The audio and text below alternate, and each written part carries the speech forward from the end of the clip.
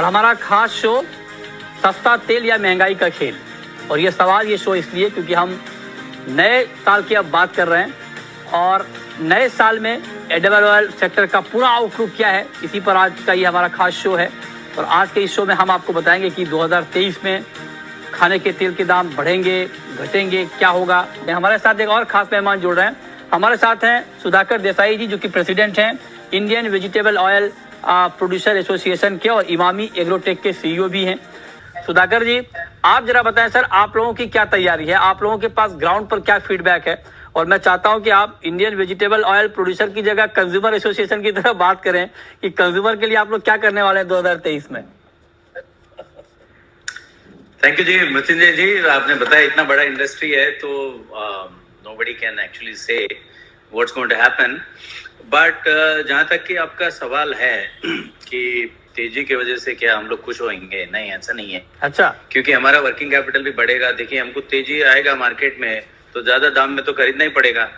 But briefly I think 2021 was a very very extremely difficult year, क्योंकि prices बढ़ा, पहले 25-30%, 40%, फिर 40-50% घट गया है।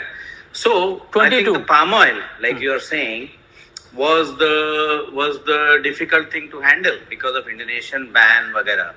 But आज के दिन में palm oil देखिए सोया से $400 सस्ता हो गया, ये $1,000 है, और करीब 1380-1400 सोया है। तो आज के दिन में पाम का इतना इश्यूज नहीं है, बट यू नेवर नो, क्योंकि मैक्रो फैक्टर्स या कोविड सिचुएशन कैसे रहेगा, क्या कोई भी कंट्री फिर भी प्रोटेक्टिव स्टेप्स लेगा जैसे इंडोनेशिया लिया था। बट एक चीज मैं खाली क्विकली दो चीज बताना चाहता हूँ कि ग्लोबली अगर देखा जाए, एक तो palm soya spread is very supportive to palm prices. Palm oil gas oil spread is also break even, that is very favorable. Unless Brent crude falls, palm oil will not break. Indonesia is talking about B35, which means उनका जो demand है biofuel का 13.5 million ton हो जाएगा versus 11.5, मतलब 2 million incremental production जो है वो बायोफ्यूल में चले जाएगा।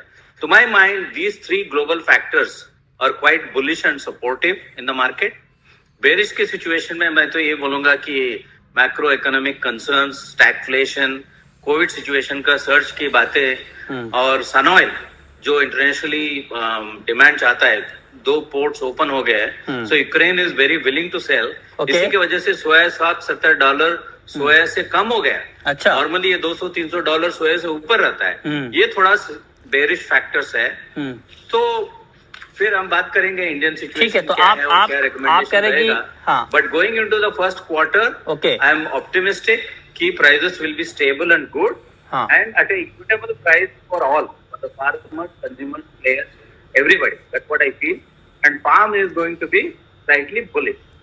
अच्छा, सुधाकर जी, एक छोटा सवाल आपसे, ये जो बात अभी अतुल जी कह रहे हैं कि 5% के आसपास जो कंजम्पशन है, जो डिमांड है, वो ऑयल की बढ़ सकती है 2023 में। तो अगर डिमांड बढ़ेगी तो मैं आपसे सवाल ये पूछना चाह रहा हूँ कि उसके अगेंस्ट में सप्लाई का सिचुएशन क्या रहेगा। क्या सप्लाई भी हमारी कंपेयर टू 2022-2023 में बढ़ेगी सर? सुधाकर जी, आपको एक ट्रिक बताता हूँ कि इंडिया का डिमांड अगर बढ़ेगा, क्योंकि दाम कमती हुआ है तभी तो बढ़ रहा है, तो आप जो बोल रहे कंज्यूमर को राहत मिलना है वो तो मिल गया। अच्छा। लेकिन एक मजे की बात यह है कि अगर इंडिया में इंपोर्ट्स इतना ज्यादा हो जाता है जैसा अभी हो रहा है, डिमांड की वजह से या बिल्डअप की वजह से जो भी है, उससे क्या है, इंटरनेशनल सप्लायर को भी राहत मिलती है। वो सोचता है कि अरे इंडिया इतना खरीद रहा है, तो उनका स्टॉक सिचुएशन भी कंफर्टेबल हो जाता है, comfortable for export point of view.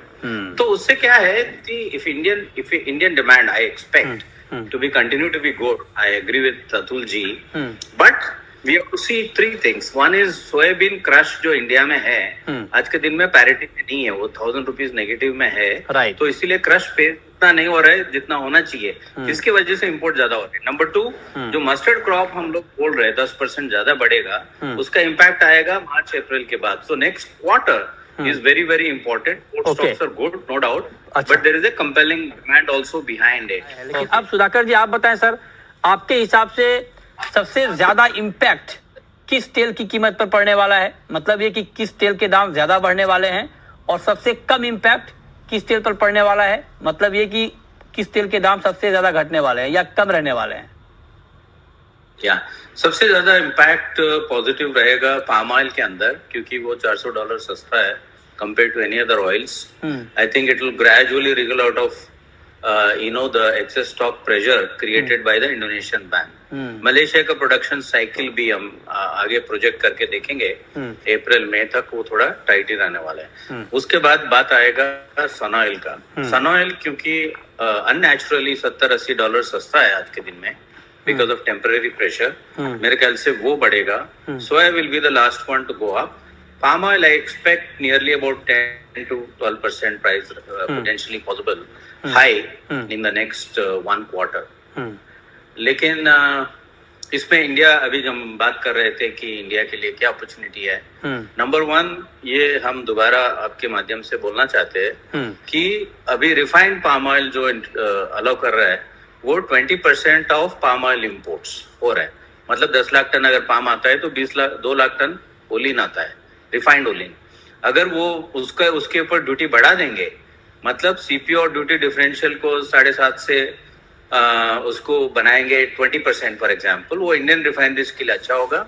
और अगर एनी ड्यूटी और any cess that they can port 4-5%, उससे national mission on edible oil का फंडिंग सेल्फ सफिशिएंसी के थ्रू वो हो सकता है. वो एक इम्पोर्टेंट इशू रहेगा. अच्छा. दूसरा हम ये बोलना चाहते हैं कि टीआरक्यू जो गवर्नमेंट कर रहे थे अभी तक, उसका तो हो गया एक बार फेस, बट उसकी जरूरत नहीं है आज के दिन में.